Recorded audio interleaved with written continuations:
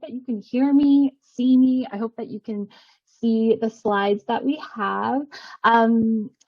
First of all, just thank you so much to the organizers for inviting YouthREX, Youth Research and Evaluation Exchange, to be part of this really dynamic program.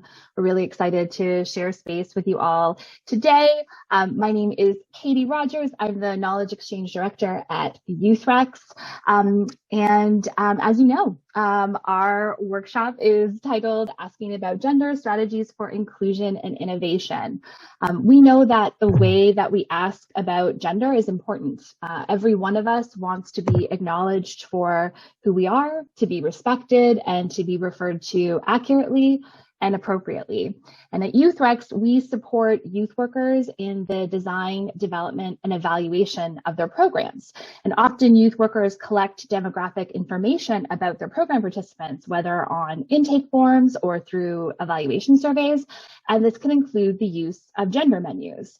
But when our gender menus fail to make space for all gender identities, we continue to perpetuate harm against youth whose identities fall outside of the gender binary. And so in order to respect all youth, we must ensure that the way we ask about gender reflects the diversity of our lived realities. So YouthREX partnered with LGBT Youthline to develop Asking About Gender, a toolkit for youth workers. And this resource breaks down assumptions about gender and provides youth workers with an example of an inclusive gender menu. And this is a resource that may support some of the work that you may be doing with youth or otherwise. Today's workshop, as Kevin described, it allows us to consider not only how we ask about gender in the arts, but also how assumptions about gender, thinking both about gender identity and gender expression, play out in our work. And so in addition to sharing some learnings from our Asking About Gender toolkit, we're going to engage our colleagues from Buddies in Bad Times Theater, Living Hyphen, and Regent Park School of Music in a conversation about how gender informs our work, how it provides a framework for creative expression, and how it limits or expands our artistic possibilities. And we will also explore how we can meaningfully challenge the harms and limitations imposed by gender, and how rethinking gender can advance the arts as a vehicle for social change. Before we do, I want to take a moment to introduce my co-host and co-facilitator, Khadija. Thank you, Katie. You can hear me, right? Yes. Okay. Thank you, Katie. Good afternoon, everyone. And like Katie said, thank you so much for including us in this conversation. And Katie and I were really excited to enter a little bit before our program and experience some of the beautiful, beautiful performances that you had. And in comparison, us talking at you seems a lot more dull, but hopefully it will be of some value. So as Kate said, my name is Khadija Kanji. I'm a Research and Evaluation Associate at YouthREX. And just to tell you a little bit about us, our vision at YouthREX is an Ontario where shared knowledge is transformed into positive impact for all youth. And we aspire towards this through our mission, which is to make research, evidence, and evaluation accessible and relevant to Ontario's youth sector through knowledge exchange, capacity building, and evaluation leadership. So what does that actually look like? Knowledge exchange basically involves the curation and creation of resources that support youth workers in their practice. It also includes facilitating conversations like the one we're able to share with you today. We also offer professional development and capacity building opportunities that are free and online through our Learn by YouthREX platform. And as I mentioned, we support youth programs in the design, development, and evaluation of their work. And we do that through our youth program support. So it was sort of an intersection of the work that Khadija does at YouthREX and the work that I do that led us to partner with LGBT Youthline to develop this toolkit. And now we have the opportunity to share the learnings with you in conversation with folks who work directly with youth in the arts sector. Okay, so like Katie said, we are so glad and grateful to be joined by representatives of arts-based programs in the area who will be providing really the content for this presentation. They'll be giving us insight and analysis into how gender operates in the practice and administration of arts. Personally, a conversation about arts is one that I feel particularly unqualified for because I still have difficulty coloring in between the lines. However, as YouthREX, we find ourselves here because our work is structured by gender norms, just like the arts, just like any other field or sector that exists in this world that is bound and structured and informed by gender. And so this is a discussion that implicates us, just like it implicates all of us, regardless of what sphere we're operating in. And so without further ado, I'd like to introduce our three guests who each work in a different artistic field. And I'll present them in alphabetical order by the name of the organization. So here we have Daniel Carter, who is an interim program and operational director of Toronto's Buddies in Bad Times Theatre, who will be giving us a perspective of gender from the dramatic theatrical arts. We have Justin Abigail Yu, the founder and editor of Living Hyphen, providing insight into the written arts. And then we have Quinn Charter McLaughlin, who is a program manager at Regent Park School of Music in Toronto, speaking from their knowledge in the musical arts. Each of our speakers, of course, has a rich history and bio, and I'd like to ask them to share more about. Maybe each of you can just start by telling us a little bit about yourself, the program you work with and are speaking on behalf of, and the role that you play there.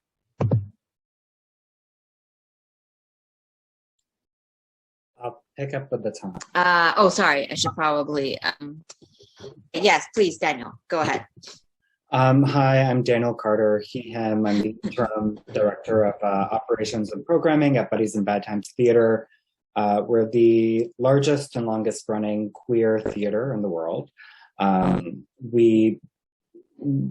we do on a year-to-year basis is program a full season of productions, so live theatre shows, but on the other side, also run community and education programming and new work development initiatives. So in any given year, we're working with queer and trans artists that range from early career, so 18 to 35-ish, to senior established artists on the other side of the age spectrum. Yeah, maybe that's brief enough for now. That's great. Thank you, Danielle. Justine? Hi, everyone. My name is Justine, and I am the founder of Living Hyphen, a community that explores what it means to live in between cultures, as what we've been calling hyphenated Canadians. So that's really anyone who calls what we now know as Canada home, but who might have roots elsewhere around the world. And what do? We do a number of different things. We originally started as a magazine back in 2018, publishing works by artists and writers from all across Canada and who hail from a variety of different ethnic backgrounds, religions, and Indigenous nations as well. And since then, we've grown. We now have a podcast. We have continued to publish our magazine. We've had a few of our stories turned into stage play last year, and a big chunk of our work right now is really facilitating writing workshops, storytelling nights to encourage, to nurture, and mentor writers, particularly who are Black, Indigenous, or writers of color. And yes, that's me. So again, Justine at Living Hyphen. Thanks for hosting this. And then finally, Quinn. Hi there. Apologies for the lack of video. It seems to be acting up on me a little bit today, but I hope you can hear my voice just the same. My name is Quinn. She, her are my pronouns. I am the program manager for the Regent Park location at the Regent Park School of Music. We run programming for youth beginning in kindergarten, so kindergarten age, all the way up through, we are hoping to expand our programming into a little beyond the high school years for the coming September. And we provide free music programming for students primarily in the Regent Park and Jane Finch areas. My background is in education, so I've also worked with the TDSB for about 7 years, and our programming, our instrument, like the instruments that we offer through our programming, range from piano and violin to turntables and music production. So we kind of cover a wide range of things. And we currently provide classes for over 500 students, combined in both locations. Our programs are currently hybrid, but we are starting to bring them back in person. Obviously, with the pandemic, we had to make the switch to online, and we have students kind of slowly trickling back to in person. So yeah, it's a bit about us.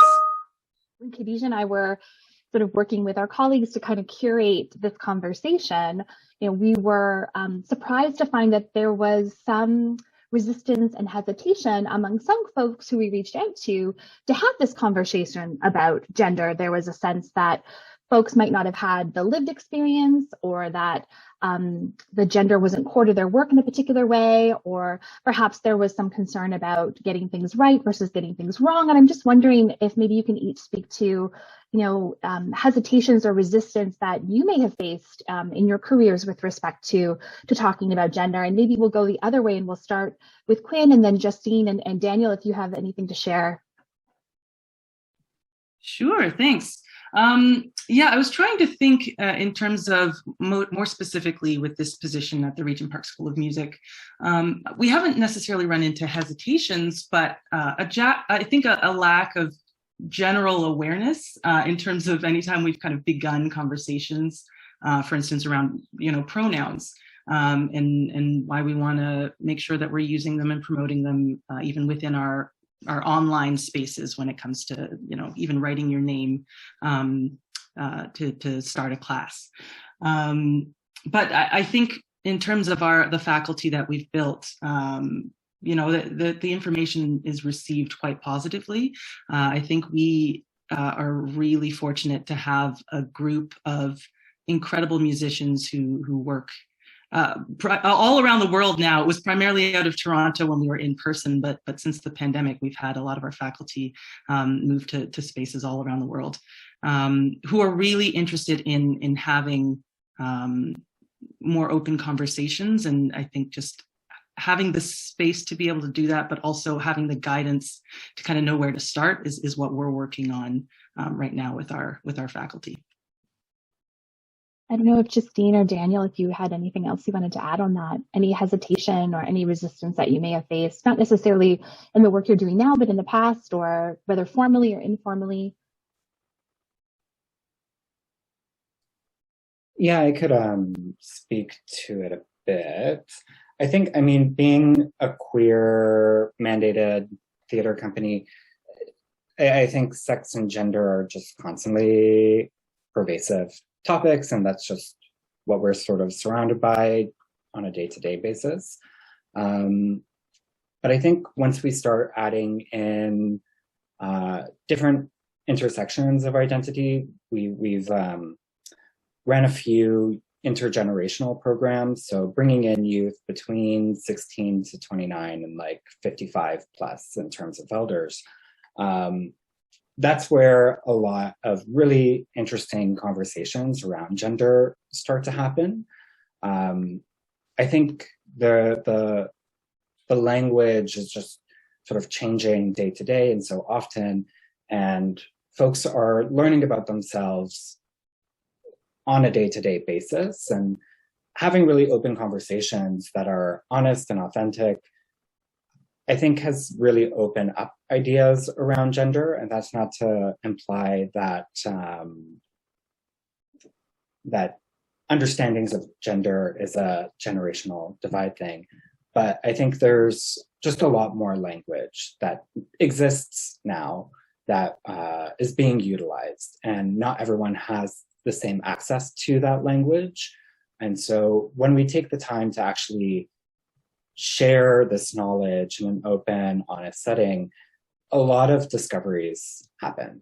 A few years ago, working with the Youth Elders Project, the amount of queer seniors who sort of came into their non-binary identities after learning about what that term meant and sort of realizing that gender wasn't necessarily man, woman, like it opened a lot of doors. And so being able to have these conversations and sort of lay out all the options on the table, I think is a really exciting thing that we get to sort of witness daily. The other side of that, I think in the actual art making, more and more we are seeing a lot of trans non-binary artists on the stage, but there's a sort of a need for more texts or performance texts that are sort of representative of trans non-binary characters. It's interesting seeing what happens in a rehearsal process, in a workshop development process of scripts that are writing characters that aren't necessarily gendered, but when you go through the dialogue, there's hints and clues that actually point to something. And so having that sort of cultural, dramaturgical expert, so to speak, that can speak to a gender experience, the trans experience, the non-binary experience, really helps to make those characters a bit more nuanced, I would say. End of thought.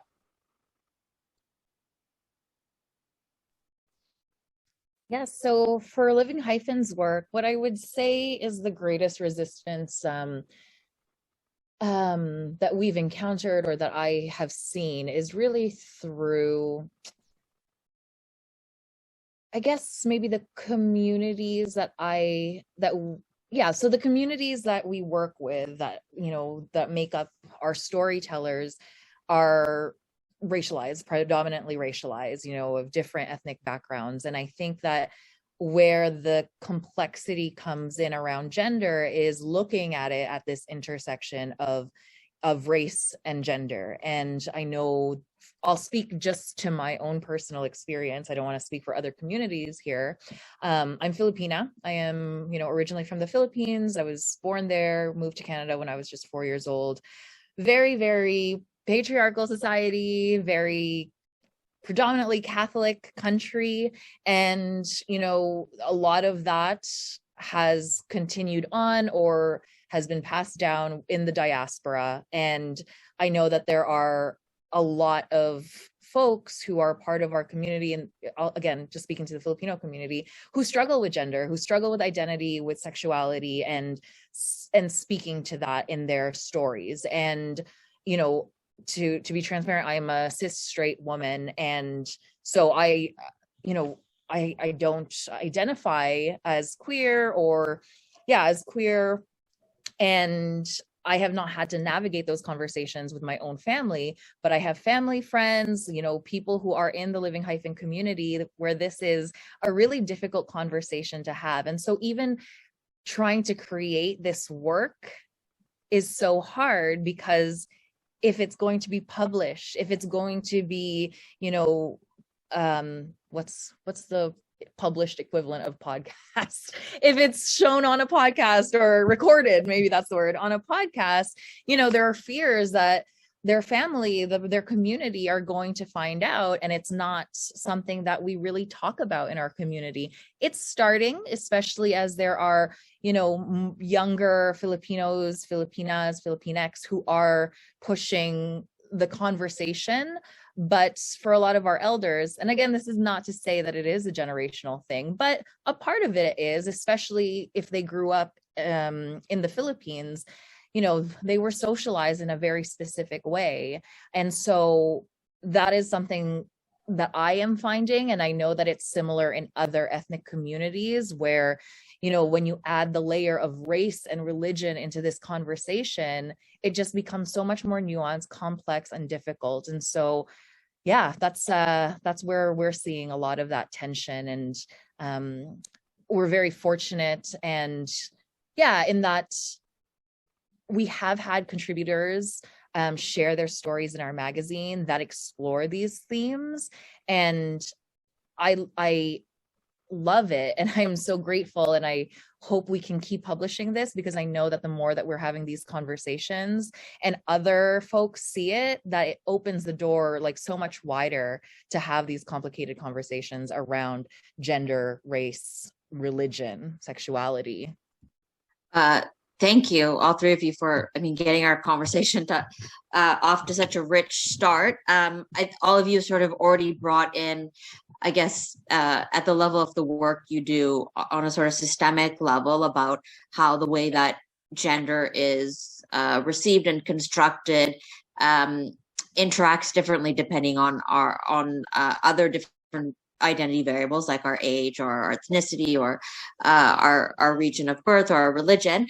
But I guess now to sort of take a step inward and look a little more personally for you as individuals, as three artists who entered into this work through your own personal interest and passion, I'm assuming, in the arts.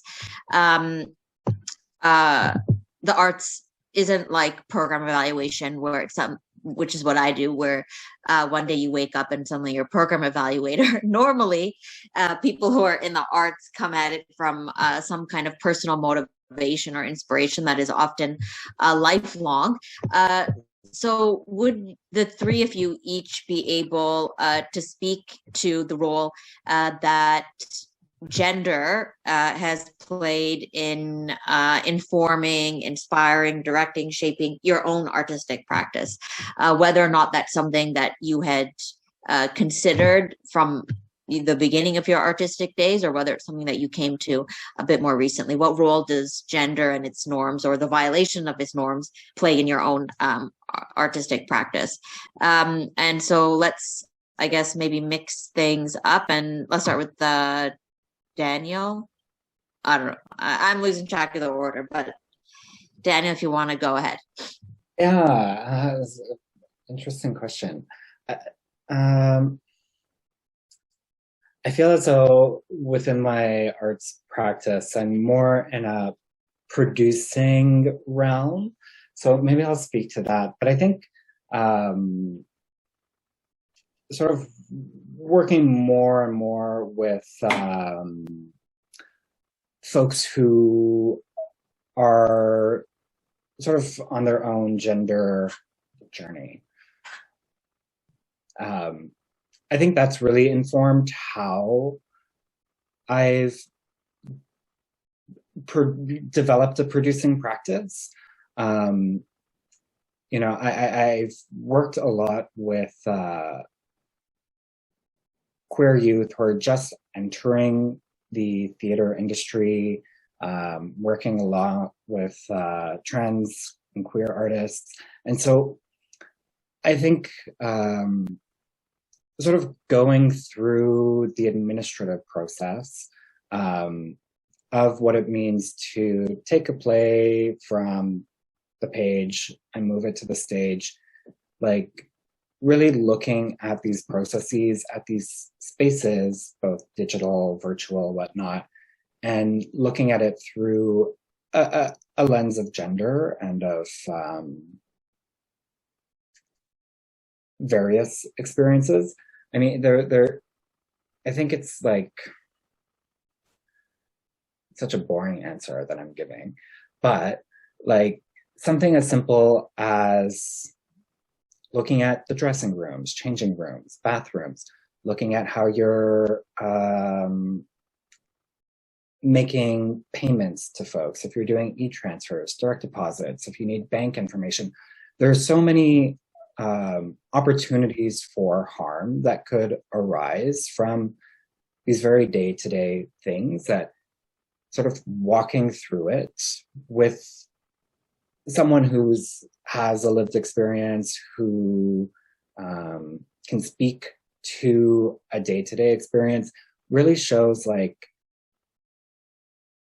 oh, as a producer, I should be like making budget lines for XYZ and keeping this in mind.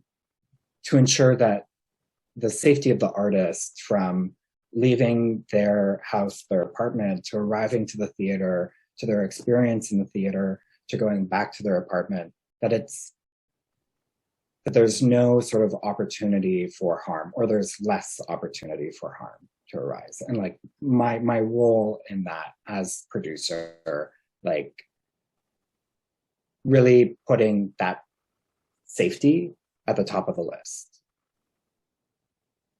Period. That wasn't boring. Daniel, that was such a great answer. Yeah. And something that I have not had to think about. You know, we don't have a physical space, but that was very illuminating. So thank you so much for sharing that. I guess I will go as I'm now speaking. So I'm a writer. I write stories. I freelance for different publications in addition to my work with Living Hyphen. And I think similar to, I guess, my first answer is that I don't know how to take these two parts of myself out. Like I can't separate them, right? Like my being Filipino is intrinsically linked to my being a woman and has shaped so much of my experience and my storytelling practice, because I know that even, you know, that there are stereotypes or there are conceptions that we have of what it means to be, or what is the experience of a Filipino woman, or what the experience is of an Asian woman in general. And that applies not just for folks who are, you know, outside of the Filipino community, but even within the Filipino community, there is a very narrow idea of what it means to be Filipina.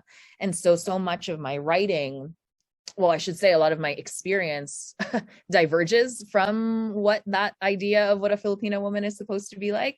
And so a lot of my storytelling practice is really, and a lot of my writing is really, it's not like a goal of mine, but it counters a lot of those narratives just because that's the vantage point that I'm speaking from.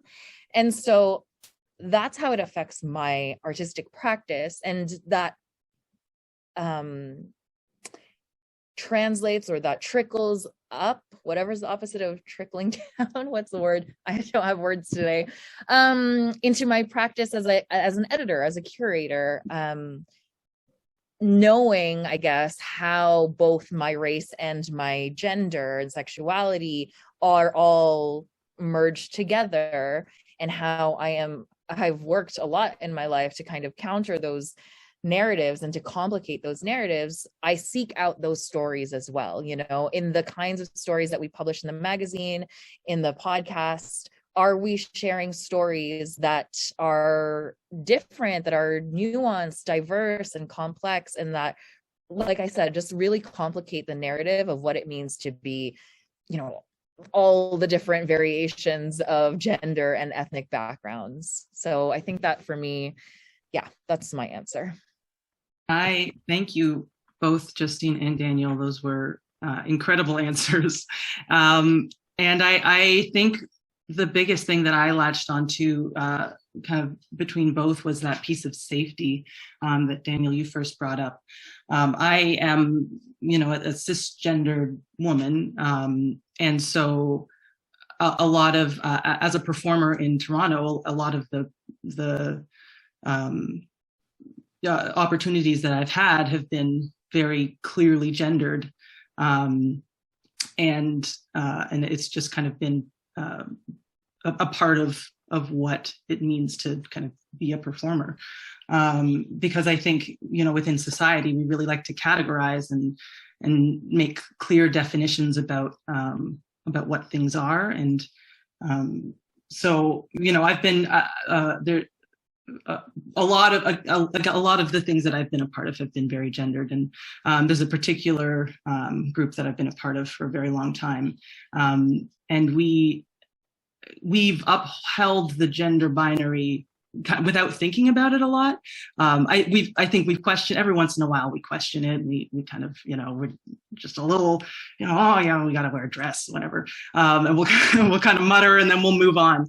But I think through the pandemic, we've kind of taken a different stance. We've really started questioning more thoughtfully what it means to be upholding, very strict gender binaries and trying to move beyond that, which I really appreciate. And it's, that piece of safety is something that I try to practice within my own life in terms of communication, and trying to make sure that I'm not, to the best of my ability,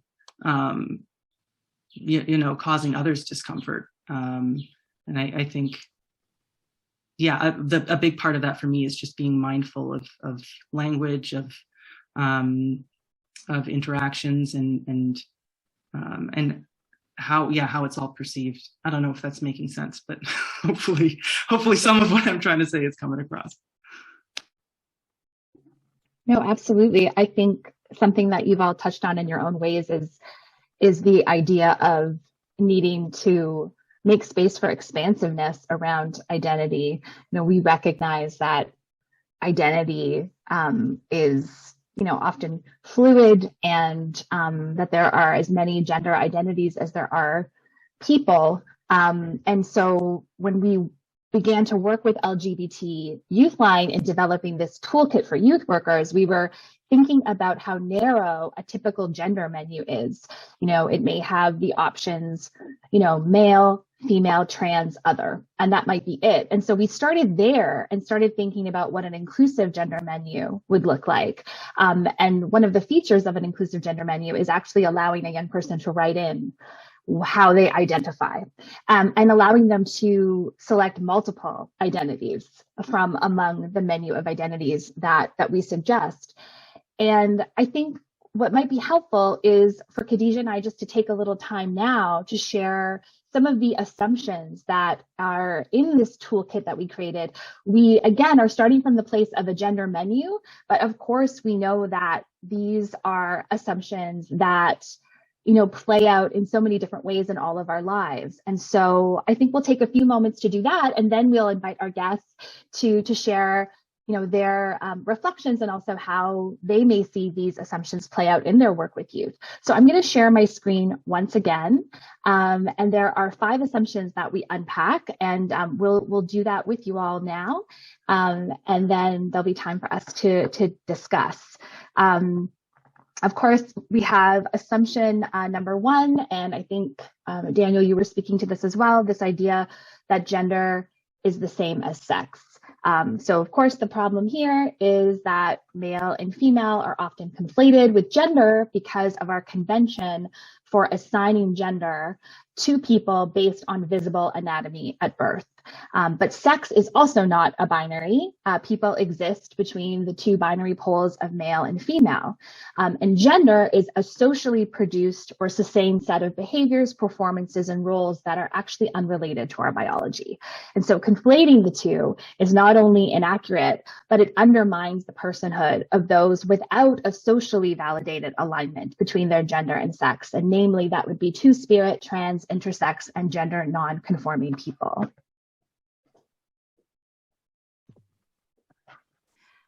Okay, a second assumption that we see manifest in the common demographic gender menu that is available to people, and that an assumption that we see reflected in that, but that it extends much beyond that, is the idea that you can either be a man or a woman. Since in the common gender menu, the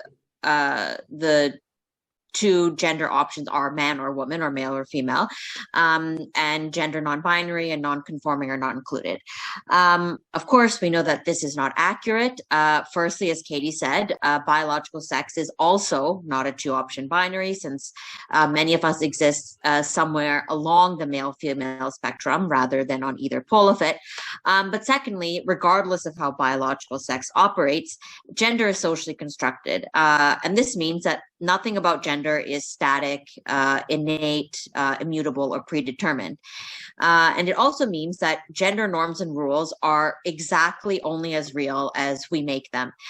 So in other words, gender is entirely a function of self-determination. And the fact that many people do not identify as either man or woman tells us that these are not the only options. And of course, this doesn't mean there's anything wrong with identifying with either of these binary gender categories, but by the same token, there is nothing wrong or inherently different or deviant about not identifying with them either. Yeah, that's okay. Assumption number 3 is that trans is a distinct and comprehensive gender identity. Trans and other gender categories are not mutually exclusive. While man and woman refer to a person's gender identity, trans refers to a person's gender journey, the process through which they have arrived at their gender identity. So it is entirely possible and common for a person to identify as trans as well as man, woman, or another gender. Trans youth are routinely subject to the denial of their genders, which is a form of violence. It undermines their well-being and their safety, and it contradicts a basic principle of respect. It's the expectation that we all have, regardless of our gender identity, to be referred to accurately and appropriately. So implying that trans cannot coexist with other gender options perpetuates this form of gender denial.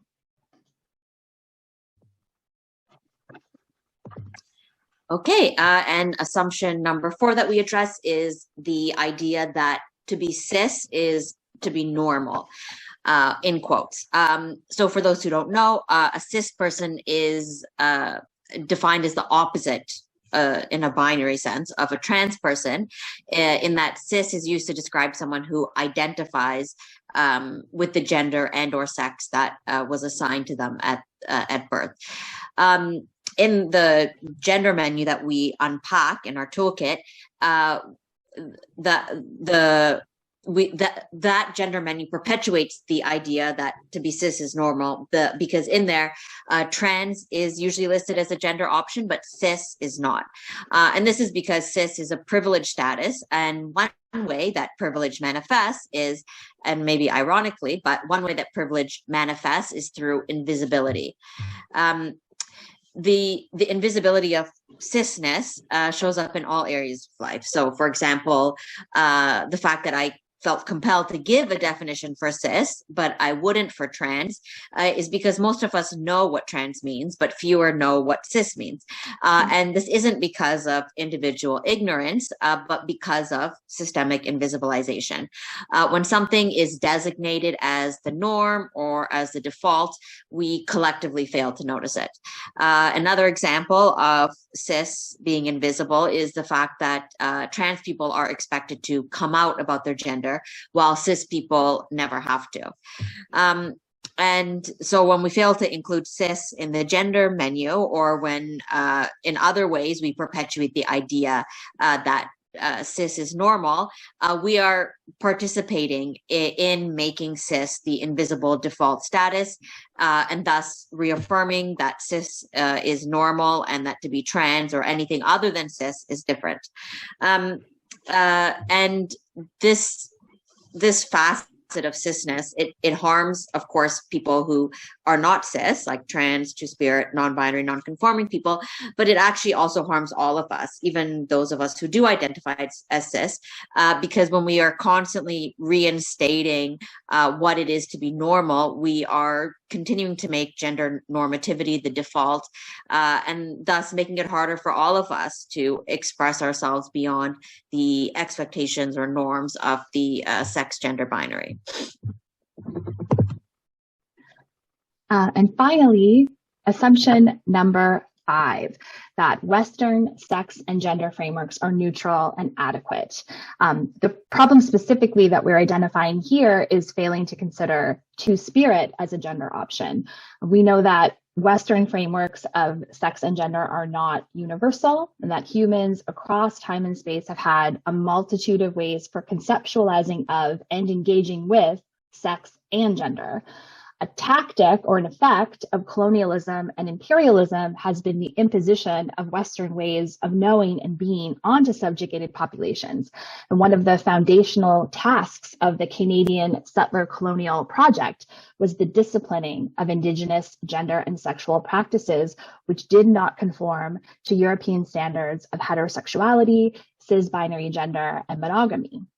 Since 1990, the term two-spirit has been used by many Indigenous peoples across Turtle Island to identify their gender and or sexual identity and role within their communities. The term was first introduced by Elder Myra Laramie, who had a vision prior to the 1990 annual Intertribal Native American First Nations Gay and Lesbian American Conference.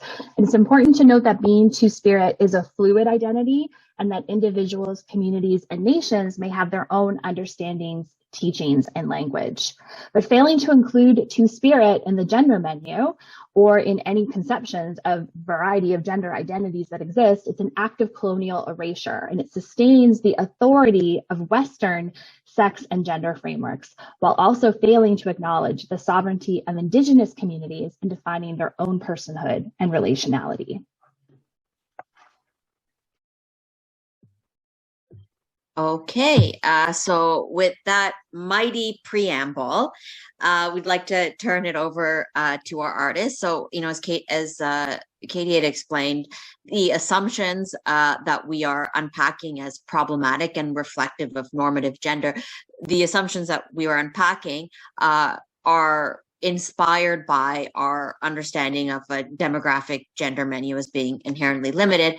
But as we've said, that these assumptions, we see them reflected in a gender menu, but they're prolific, they're prevalent, and they reflect broader problems in the way that we conceptualize and engage with gender. And so,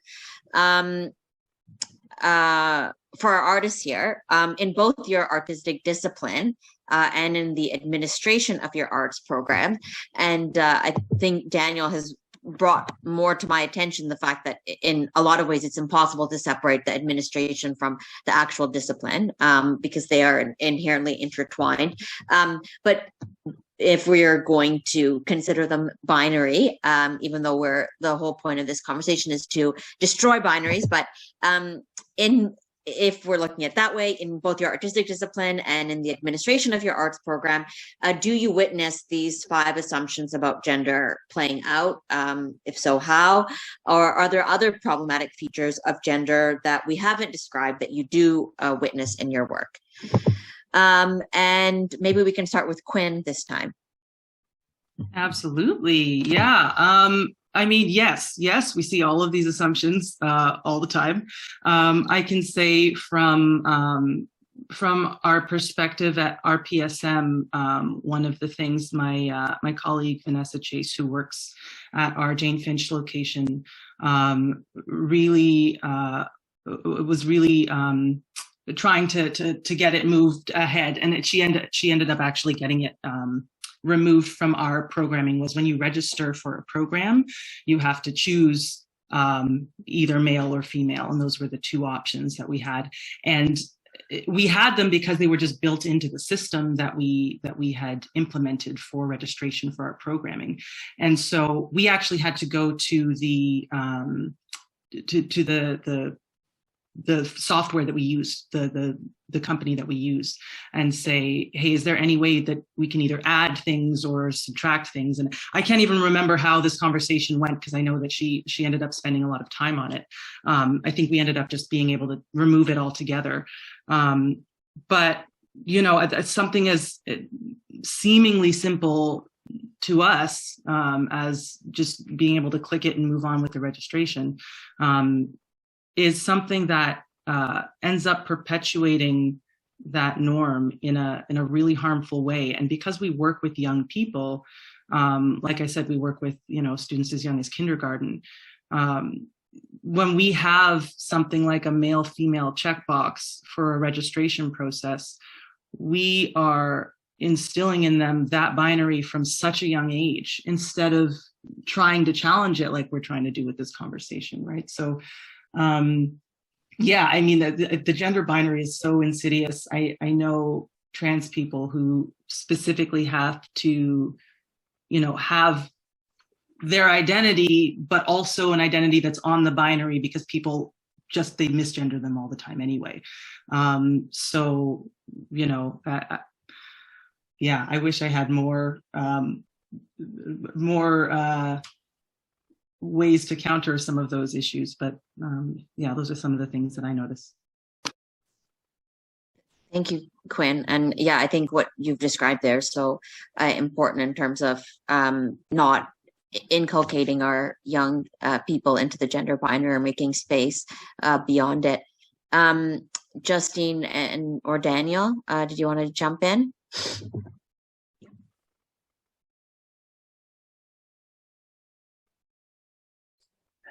Yeah, I'm probably not going to answer your question. I mean, I feel as though casting within theater is a huge thing. And I think sort of parsing through this conversation of like appearance versus expression, feeling, what is inside versus what is outside. Like, I think within the arts and the performing arts, where you are casting within the binary more often than not, like huge bump or obstacle, I think, for trans non-binary artists and performers, because it is placing them back within a binary. And from discussions that I've had with artists, it's a weird thing to be sort of to self-identify as trans, as non-binary, but then to be placed inside this cis hetero sort of role. It's a bit of a mind-boggling experience. But just to emphasize, like, I think that the term was brought up of self-determination, and looking for all the opportunities, both within the artistic execution of a project or program, but also through the administrative side, how to build that sort of self-determination within each aspect, each action, and developing practices and processes as a company, as a programmer, as a curator, in which you're allowing for that autonomy to be prioritized in any sort of process. And I mean, what that translates to is additional time, more space for conversation, laying things out a lot more clearly, so that we aren't allowing ourselves the space to make those assumptions, I think. Yeah, maybe that's all I have to say, period. Thanks, Daniel. And I just really wanted to like quickly bring this up, because as you were talking, it made me think of this. But from my understanding, like the theater is one discipline that has a lot of reverence for history. I mean, so the fact that we still use Shakespearean plays however many years after the fact, and I'm curious, maybe it's something that you can think of and answer afterwards, about how we show respect and engage with historical pieces of artistic work that are still very much mired in norms that we consider to be outdated or not relevant, or even at that time, right? So obviously Shakespearean plays are very gendered, even though historically when they were they were kind of played in drag. Yeah, anyway, so maybe if that's something you want to yeah, I mean, Shakespeare is such an interesting example because it's public domain. So like you could play with the text a bit. And if you're sort of going with the, if you're looking at these texts through a gender lens and sort of saying, how can we play with gender in here? How can we break apart these rules? There's a lot of space in that because you're able to really look at the text, look at the sort of play on words, break apart the actual script and put it together in a way that there's room for that expansiveness.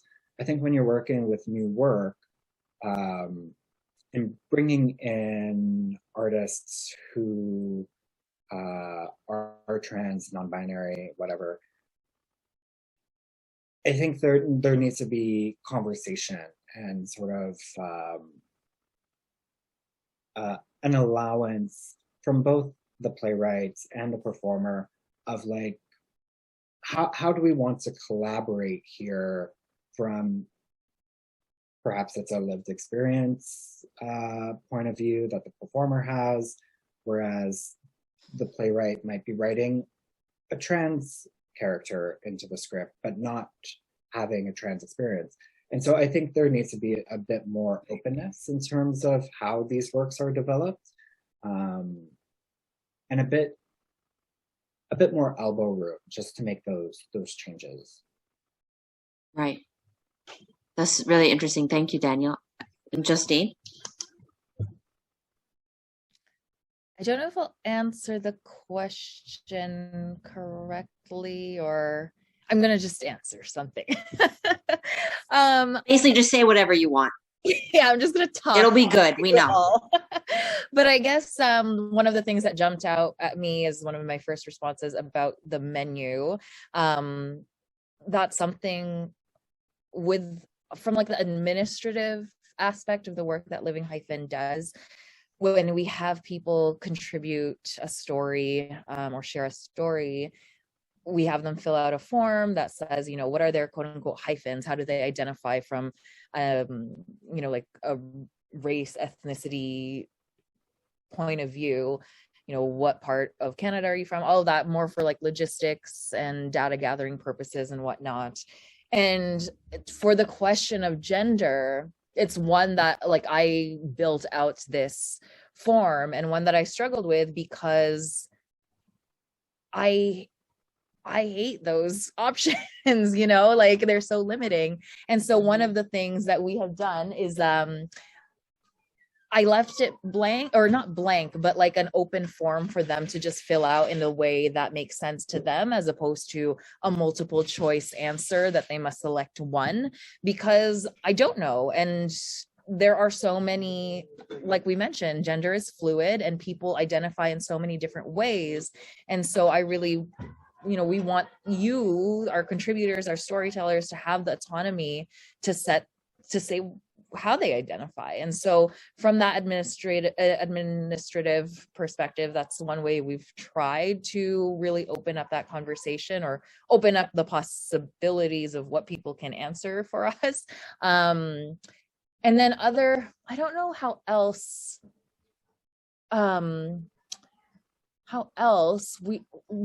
again, I don't know if I'm answering the question here, but because so much of the work that we do is like specifically focused around race and identity, or race, like that part of identity, people don't know if they can tell stories about gender or sexuality explicitly, but of course they can. That's part of it. And so maybe this is administrative, one of the ways for us to signal to our community that all are welcome, folks from all genders and all the intersections of identity are welcome, is really through our partnerships. So working with organizations that are gender diverse, we have a partnership with Glad Day, because they are the ones who have that community, who are part of that community, who can share opportunities about the work that we're doing, and they're much more better positioned to do that than we are. And so that's, I guess I wanted to bring up partnerships as a way to expand inclusivity and to reach new audiences that you might not have access to. So again, I don't know if I really answered it, but I wanted to bring that up for those who are part of different organizations who are interested in reaching a much more diverse and inclusive audience. And can I jump in? People who are walking, and sorry if I did not articulate that well. I just wanted to jump in and connect with you on that piece of kind of getting people to fill in their own identities, because one of the things that on the administrative side for us as a school is some reporting, right? We do want to know who we're reaching as a school. And so there is this piece of trying to figure out how best to collect some of this information, especially as a school that's trying to reach, specific communities. We're trying to reach the students in the Regent Park community, in the Jane Finch community. And we do want to know a little bit about how they identify. So it's interesting, because from the administrative perspective, there is some categorization that needs to happen in order for us to kind of collect the information that we want. Whereas on the artistic side, you kind of want to get rid of a lot of that categorization. You want it to breathe. You want people to be able to explore. So it's hard. We're actually already coming to the end of our time together. So I want to first, Daniel, Justine, Quinn, thank you so much for joining us and sharing your perspectives. Thank you to the gathering organizers for inviting YouthREX to share space with programs that are working directly with youth and sort of unpacking assumptions about gender and how we can create more expansiveness in our work with young people. Does anyone have a final thought that they want to share? I don't necessarily want to have the last word. We just wanted to create space if anyone has a final thought or a key takeaway before we wrap up.